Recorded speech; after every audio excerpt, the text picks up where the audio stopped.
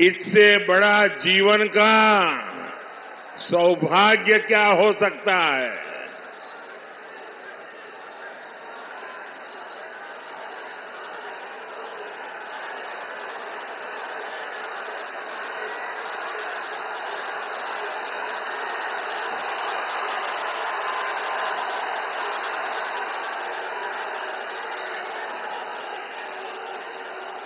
आप वो मोदी को कितना नचाओगे।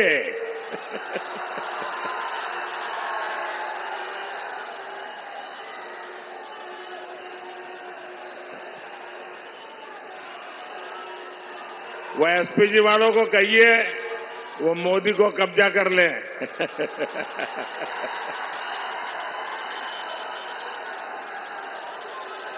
लेकिन बढ़िया बना के लाए हो आप।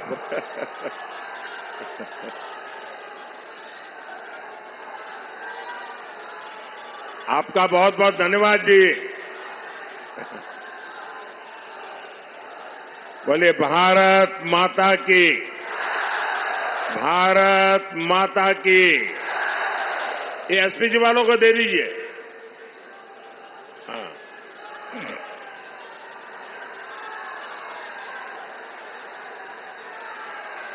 जय श्री राम, जय श्री राम। मैं आप सभी को अयोध्या में राम मंदिर के निर्माण की बहुत बहुत बधाई देता हूं।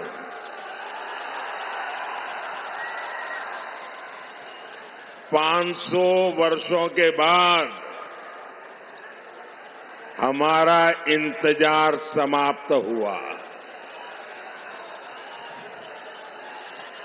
500 साल तक ये हमारे पूर्वज संघर्ष करते रहे, बलिदान देते रहे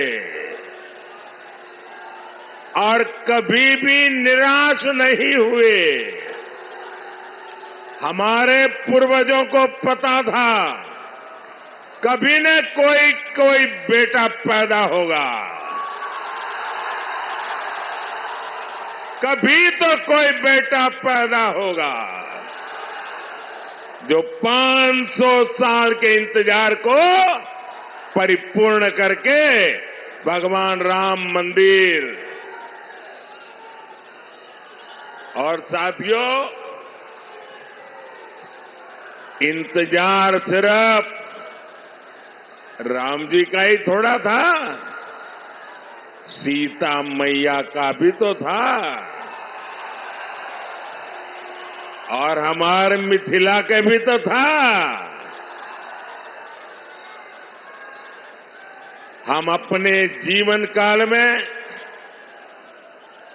ये शुभ समय देख रहे हैं।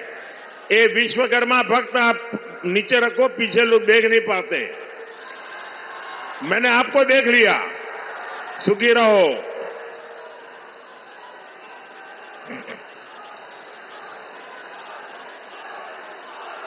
ये शुभ समय ये हमारे लिए बहुत बड़ी बात है। साथियों, जब अयोध्या में रामलला की प्राण प्रतिष्ठा हो रही थी, तब मैंने कहा था कि अब भारत आने वाले 1000 साल का भविष्य लिखेगा। कई बार इतिहास की एकाध घटना भी कई शताब्दियों का भाग्य तय कर देती है।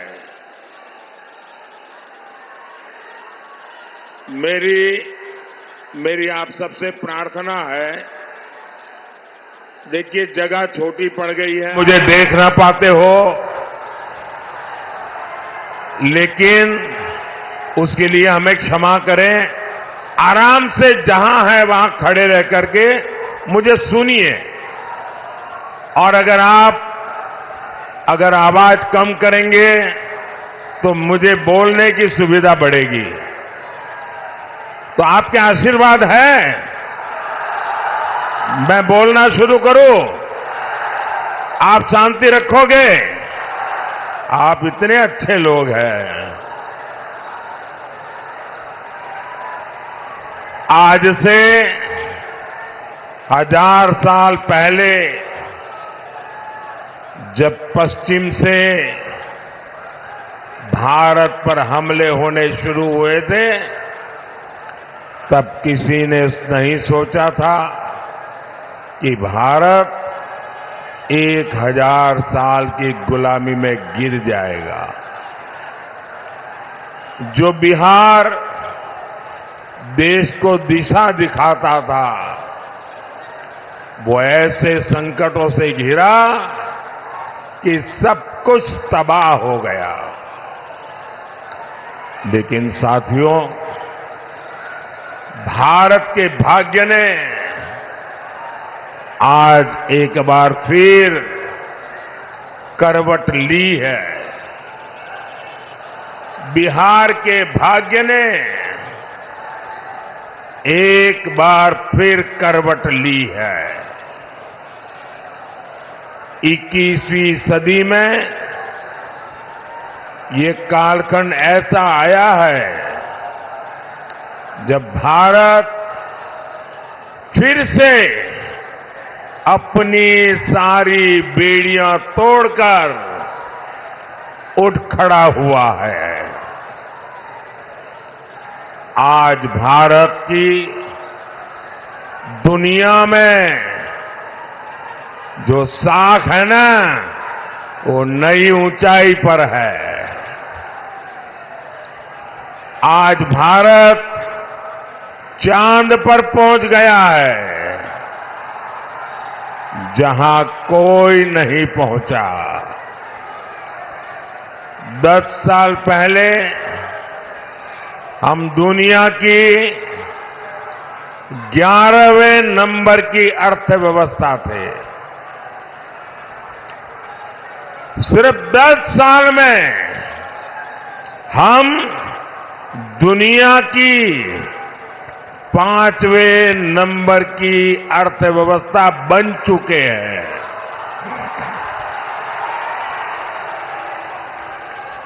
आपको कोरोना का समय याद होगा। 100 साल का इतना बड़ा संकट आया था। पूरी दुनिया सोचती थी भारत तो गया, भारत तो बर्बाद हो जाएगा, दुनिया भी बर्बाद करेगा। सब सोच रहे थे कि अब क्या होगा। लेकिन उस समय भारत ने दिखाया कि भारत का सामर्थ्य क्या होता है। भारत उस संकट से निकला, दुनिया को भी राह दिखाई। लेकिन साथियों, उस इतने बड़े संकट में बिहार के लोगों के साथ कांग्रेस और इंडी गठबंधन वालों ने जो किया, वो मैं कभी नहीं भूल सकता।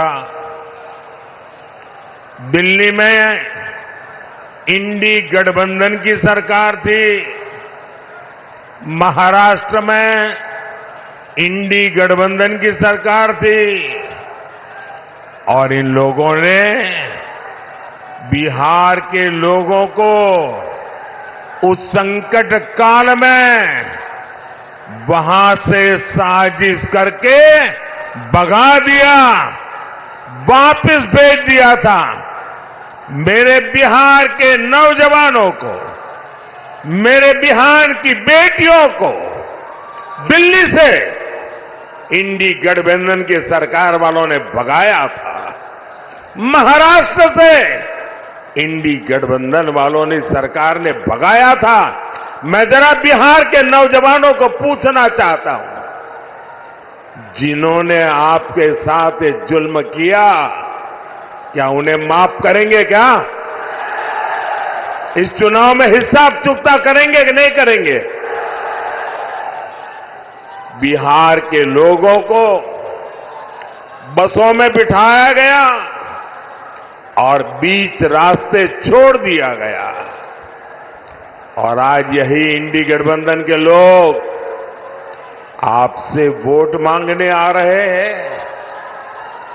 क्या आप इंडी गठबंधन का इतना बड़ा गुनाह माफ करेंगे? क्या माफ करेंगे? क्या माफ करेंगे? क्या?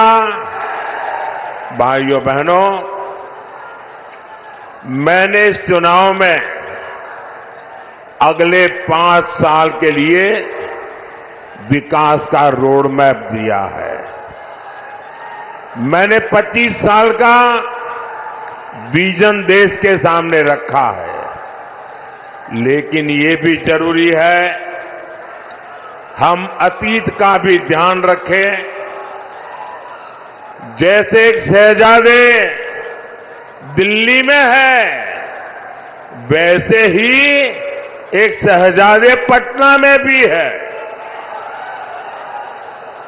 एक शहजादे ने बचपन से पूरे देश को, और दूसरे शहजादे ने पूरे बिहार को अपनी जागीर समझा है।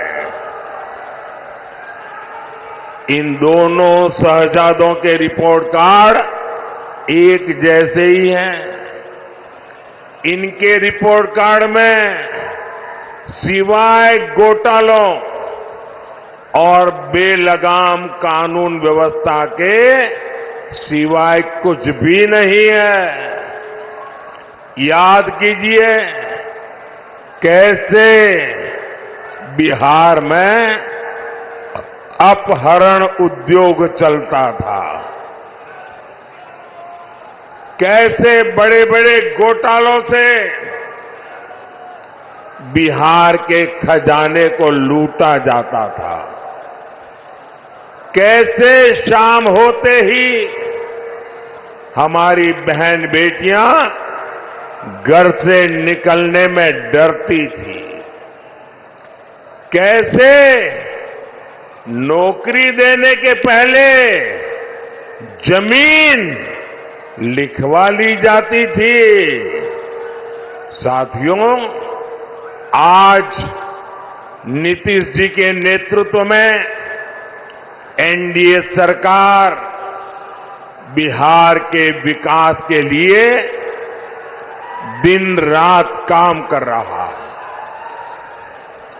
हमारी प्रेरणा कर्पूरी ठाकुर है, जिन्हें कुछ समय पहले भारत रत्न देने का सौभाग्य हमें मिला है। पिछले 10 साल में बिहार में हमने 40 लाख गरीबों को पक्के घर दिए हैं, करीब 1.25 करोड़ गैस कनेक्शन दिए हैं। आज गरीबों को मुफ्त राशन, मुफ्त इलाज मिल रहा है।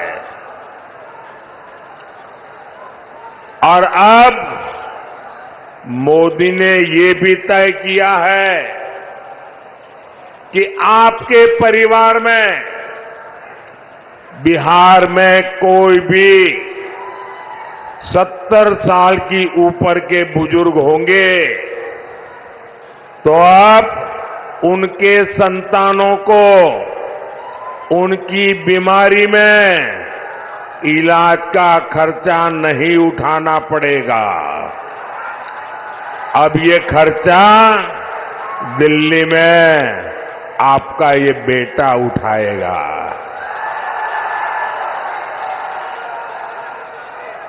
सत्तर साल के ऊपर के हर बुजुर्ग को 5 लाख रुपए तक मुफ्त इलाज मिलेगा।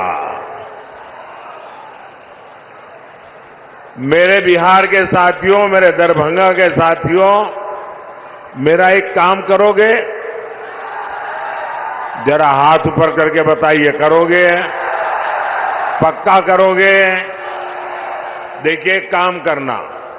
जब आए भी इन दिनों गांव-गांव जाते होंगे, मोहल्ले में जाते होंगे, छोटी छोटी बस्तियों में जाते होंगे, अगर वहां पर कोई परिवार ऐसे आपके ध्यान में आ जाए जिनको अभी पक्का घर मिलना बाकी है, गैस का कनेक्शन मिलना बाकी है, नल से जल का कनेक्शन बाकी है, आयुष्मान का कार्ड नहीं पहुंचा है, तो उनको कह देना कि मोदी जी की गारंटी है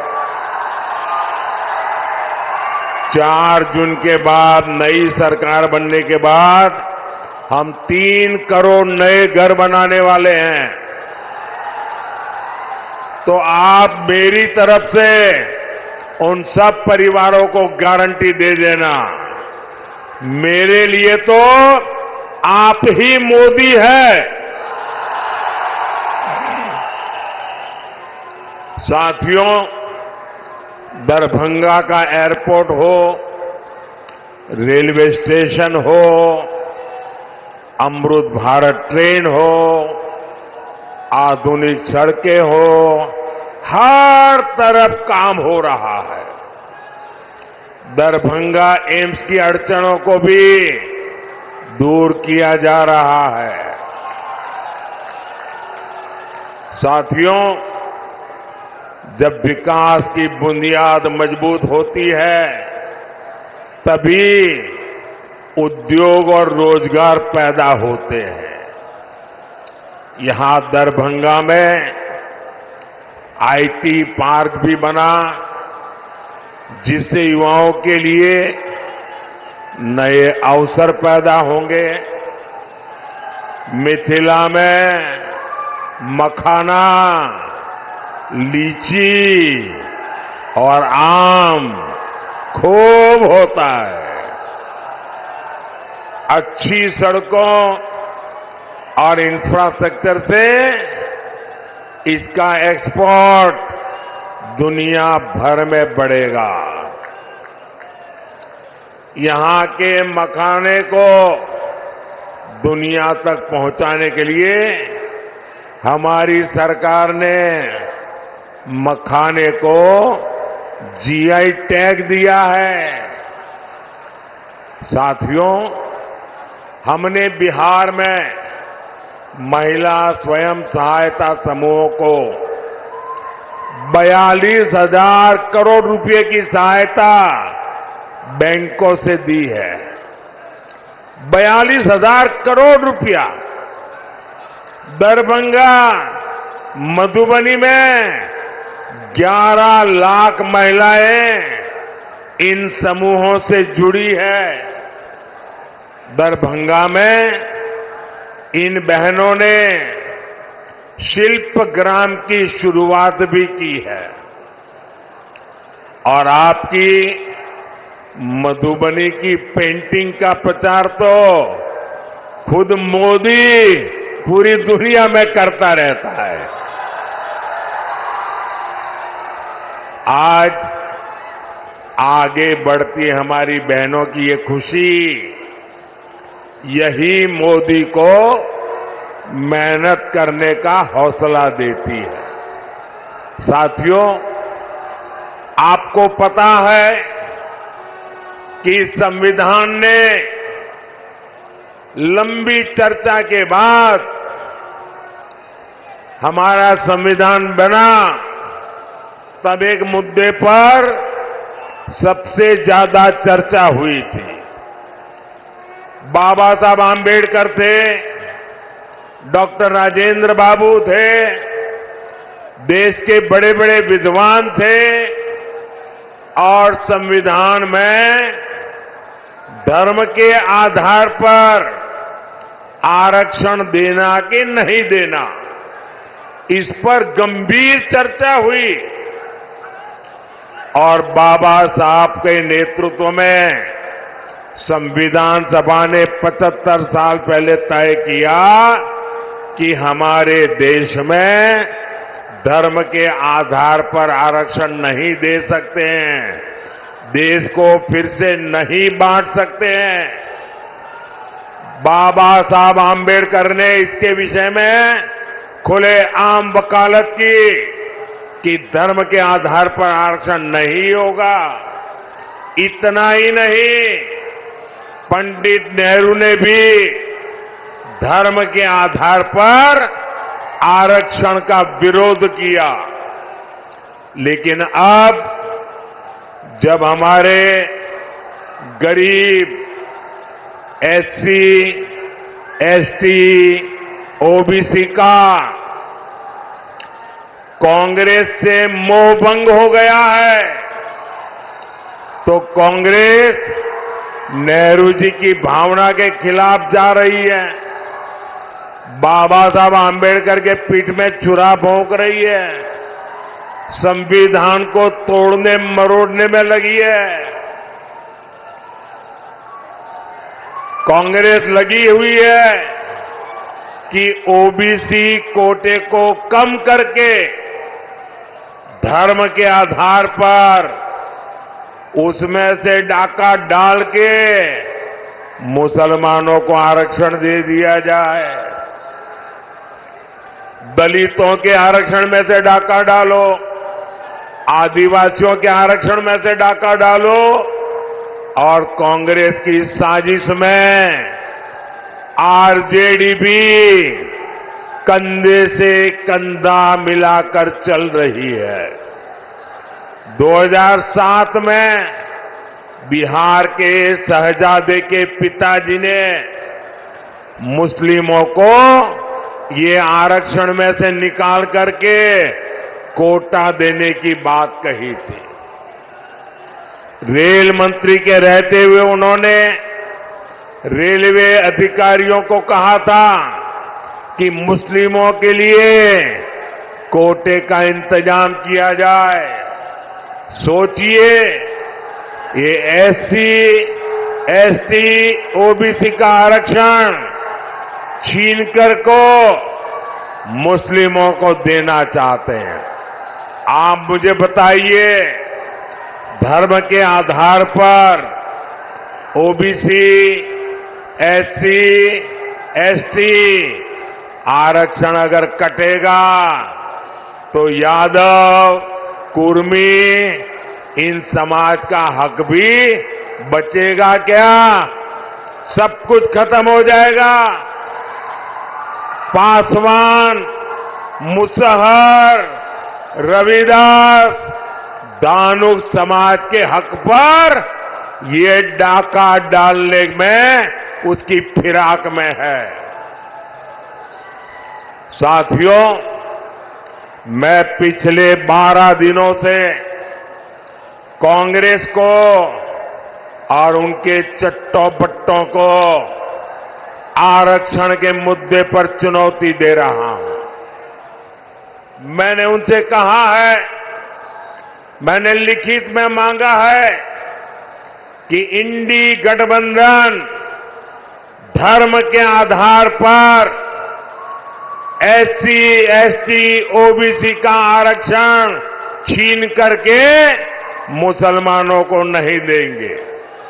धर्म के आधार पर आरक्षण के लिए संविधान के साथ खिलवाड़ नहीं करेंगे, लेकिन इनके पेट में पाप है।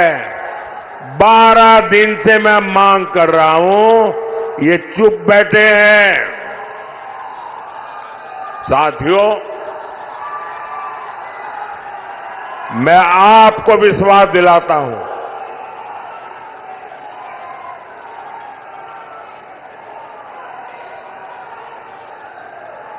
मैं आपको विश्वास दिलाता हूं, जब तक मोदी जिंदा है,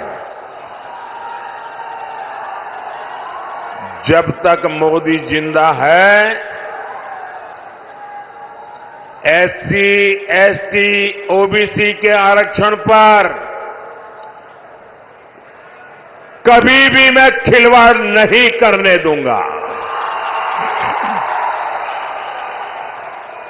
साथियों, मैंने जब से कांग्रेस, आरजेडी के इरादों को बेनकाब किया है तो ये लोग बौखला गए हैं।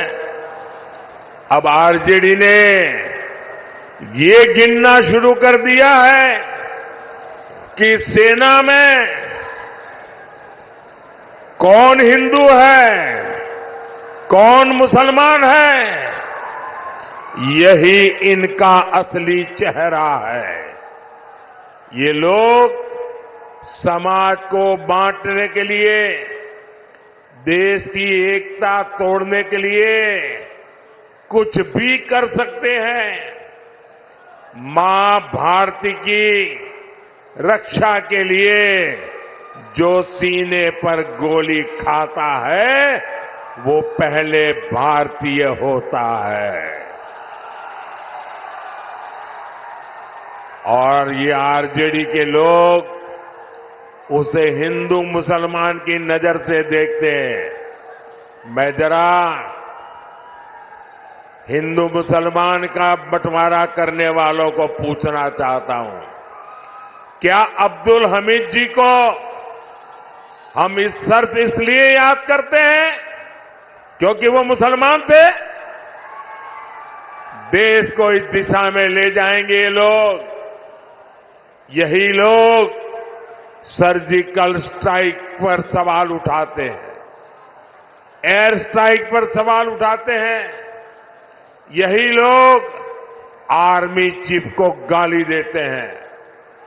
आखिर किसको खुश करने के लिए किसके इशारे पर ये बोला जाता है? देश सब देख रहा है, जनता है, सब कुछ जानती है। देशवासी सब देख रहे हैं। साथियों, आरजेडी का इतिहास सामाजिक न्याय का मुखौटा लगाकर हमेशा तुष्टीकरण करने का रहा है। जब गोधरा में कार सेवकों को जिंदा जलाया गया था, तब रेल मंत्री ये शाहजादे के बेटे थे जो सजा काट रहे हैं और जमानत पे घूम रहे हैं। उन्होंने दोषियों को बचाने के लिए सुप्रीम कोर्ट के एक जज की कमेटी बनाई, बेनराजी कमेटी। सोनिया बहन का राज था ना, और इसलिए उन्होंने बेनराजी कमेटी बनाई थी। वो जज का नाम बेनर्जी था तो लोग बेनराजी बोलते थे। और उससे ऐसा रिपोर्ट लिखवाया कि 60 कार सेवकों को जलाने वाले निर्दोष छूट जाए। लेकिन ये रेल मंत्री जो अभी जेल में जिंदगी गुजारने के लिए मजबूर है, जमानत पे घूम रहे हैं, अदालत ने उनके इस रिपोर्ट को कूड़े कचरे में फेंक दिया और उन सबको सजा सुनाई। फांसी तक की सजा हो गई। पूरी दुनिया को पता था कि कार सेवकों को जिंदा जलाया गया था, लेकिन तब फर्जी जांच रिपोर्ट बनवाकर कार सेवकों पर ही दोष मढ़ने की साजिश रची गई थी। यही इनका इतिहास है, यही इनकी सच्चाई है। साथियों, हमें बिहार को लालटेन के दौर में वापिस नहीं जाने देना है। अभी आपको पता होगा ये शहजादे दिल्ली वाले एक नई बात लेके आए हैं। आप मुझे बताइए भाइयों बहनों, हमारे परिवार में जो माता पिता होते हैं वो मेहनत करके कुछ न कुछ बचत करते हैं कि नहीं करते हैं? कुछ न कुछ बचाते हैं। उनके मन में रहता है कि एक छोटा सा घर बना दूं, बच्चों को काम आ जाएगा। एक छोटी सी गाड़ी ला दूं, बच्चों को काम आएगी। खेत खरीद के रखो, बच्चों को काम आएगा। हर मां बाप के मन में ये इच्छा रहती है कि वो अपने मरने के बाद बच्चों को कुछ न कुछ देकर के जाए। हर मां बाप की इच्छा रहती है। अब एक कांग्रेस ऐसा कानून बनाना चाहती है कि दिल्ली में उनकी सरकार बनेगी तो आपके मां बाप ने जो कमाया है वो अब आपको नहीं मिलेगा।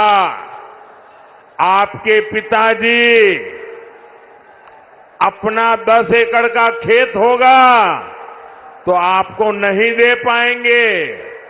2 घर है तो नहीं दे पाएंगे। आधा ये इनकी सरकार छीन लेगी। 55% विरासत पर टैक्स लगाने का ये फतवा लेकर के आना चाहते हैं। क्या आपकी मेहनत की कमाई किसी सरकार को लूटने देंगे? किसी सरकार को लूटने देंगे? ये कांग्रेस वालों को लूटने देंगे? ये आरजेडी वालों को लूटने देंगे? और इसलिए भाइयों बहनों, आपका भविष्य बचाने के लिए, आपके बच्चों का भविष्य बनाने के लिए 7 मई को जंजारपुर में जेडीयू से प्रत्याशी श्री रामप्रीत मंडल जी आए हैं। 13 मई को दरभंगा में बीजेपी से श्री गोपाल ठाकुर जी और समस्तीपुर से एलजेपी की हमारी बेटी श्रीमती सांभवी चौधरी जी, पूरे हिंदुस्तान की सबसे छोटी उम्र की बेटी चुनाव लड़ रही है। आप सब आशीर्वाद दीजिए। ये हमारी बेटी तो जीतनी ही चाहिए। 20 मई को मधुबनी में बीजेपी के श्री अशोक कुमार यादव जी को, ये हमारे इन सभी साथियों को भारी संख्या में वोट दीजिए। और जब आप उनको वोट देंगे ना तो ये वोट सीधा सीधा मोदी के खाते में जाएगा। मोदी को मजबूती मिलेगी और मोदी मजबूती से आपकी 5 साल और सेवा करेगा। तो घर घर जाएंगे, ज्यादा से ज्यादा मतदान करवाएंगे। पहले मतदान फिर जलपान, ये पक्का करेंगे। अच्छा, मेरा एक काम करेंगे, जरा हाथ ऊपर करके बताइए, करेंगे? मेरा काम करेंगे। यहां से जाने के बाद हर घर जाना, घर घर जाकर के कहना कि अपने मोदी जी दरभंगा आए थे और मोदी जी ने आपको प्रणाम कहा है। मेरा प्रणाम पहुंचाएंगे, घर घर मेरा प्रणाम पहुंचाएंगे। बोलिए भारत माता की, भारत माता की, भारत माता की। बहुत बहुत धन्यवाद।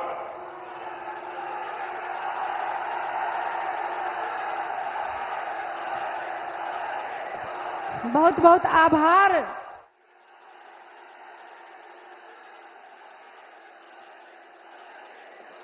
बहुत बहुत आभार माननीय प्रधानमंत्री जी के अय मिथिला के पावन भूमि पर जनक नंदिनी माँ सीता के भूमि पर बहुत बहुत आभार।